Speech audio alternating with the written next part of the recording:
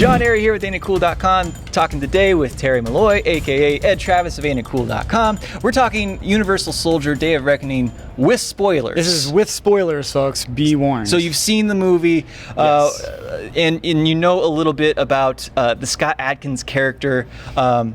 He's a clone. He is a clone. This is a clone movie. Yeah. Apparently they're all clones. Or maybe. We're not sure. That's what we're here to talk about. So tell me your take on like who these people were supposed to be, or even better, tell me about like Scott Adkins' character arc through this thing.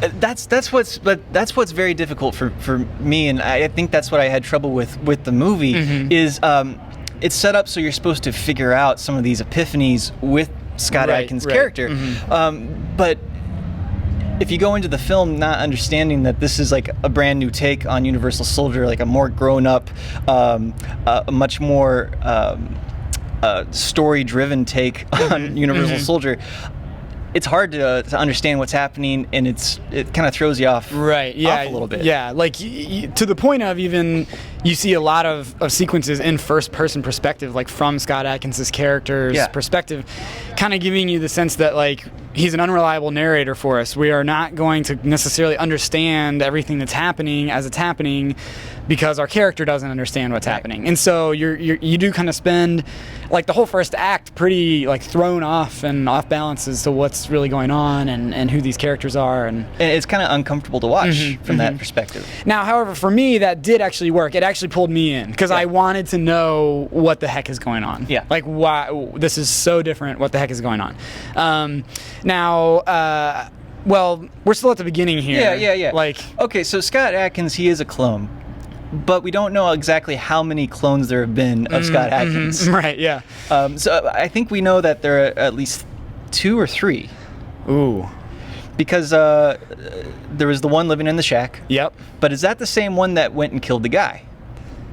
Yes, that's the one that went and killed the guy. So you can see what's going on here is that even after we just saw it last night, we're a little confused as to what they were trying to point out. And you know, to a degree, that's fun. It's kind of got that Lostian vibe where like it's over and you still don't have every answer to every question that you might pose to yourself as you're watching the movie, but you should ask yourself some questions as the movie's going on, or you're going to be completely lost. You know, you're going to be completely disconnected.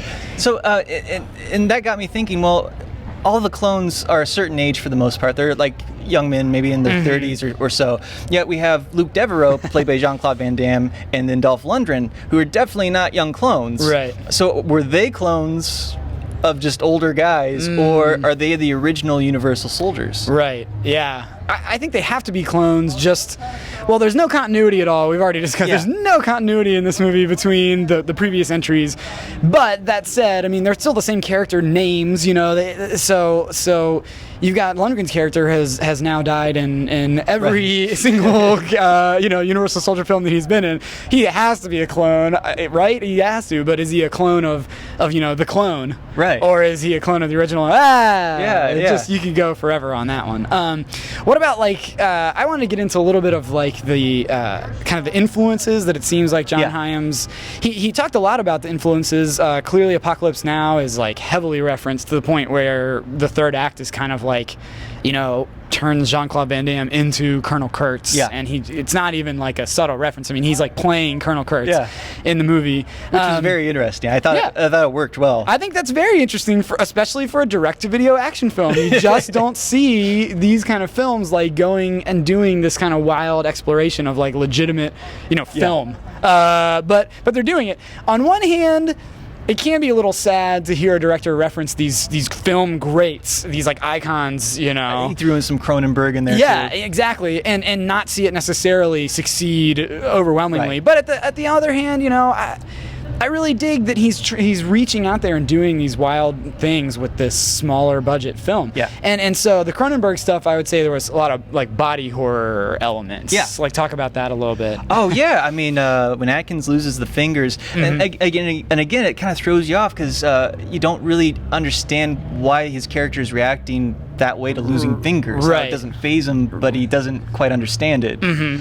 Which was interesting, but hard to watch at the time, like, because you're constantly like, this is just does not connect. Because he does not know who he is at that point, and we don't either. So yeah, he takes an axe to the hand, and he just kind of loses fingers, and you're like, well, okay. Yeah. And of course, as we see it go on, there's some exploration of body horror type stuff. Like their limbs are kind of growing back, and so you're going, well, what is it? The drill in the head. Yeah. So what does it take to kill a Universal Soldier?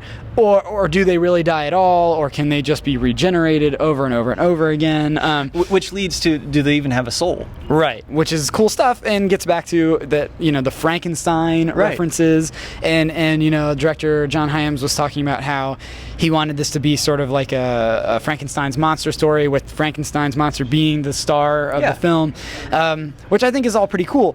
The other thing that I think is real cool about the body horror elements is just that they were able to work that stuff into the action sequences. Yes. So you have like Dolph Lundgren just taking like knives through the hand, and you have these guys just like hacking at each other with these machetes, and then they're just kind of pulling them out, and they just keep going, and it's real visceral and kind of gross, and it sounds like Rocky punching meat all the time, and it's like all pretty effective for me because it's more horrific than action based in some ways, and that's kind of fascinating. Yeah, the action scenes were fantastic. And I guess we need those story elements to get us to those action beats. Right. You can't have guys hacking at each other with machetes and just buy it, unless you go, okay, they're doing something with this. They're going somewhere with this. They're trying to get across something. Yeah. And that worked for me. I loved the fight sequences and just seeing these guys go to town on each other. And as I've mentioned before, just when I was seeing the trailers from the film, there's a lot of like close quarters combat, like a lot of really cool like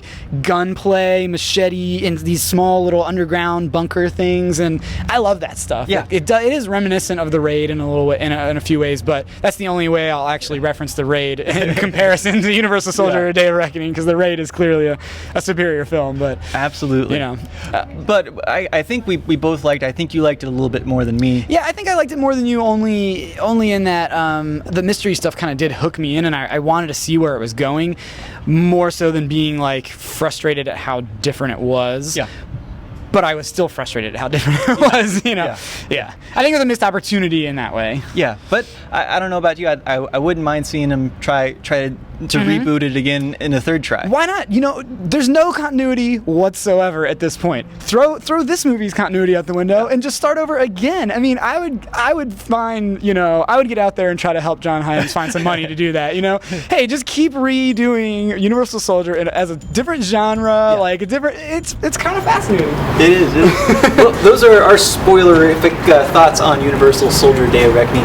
Be sure to leave yours below and keep checking back in with AnyCool.com for more news and reviews. I'm John Arias. And I'm Terry Malloy.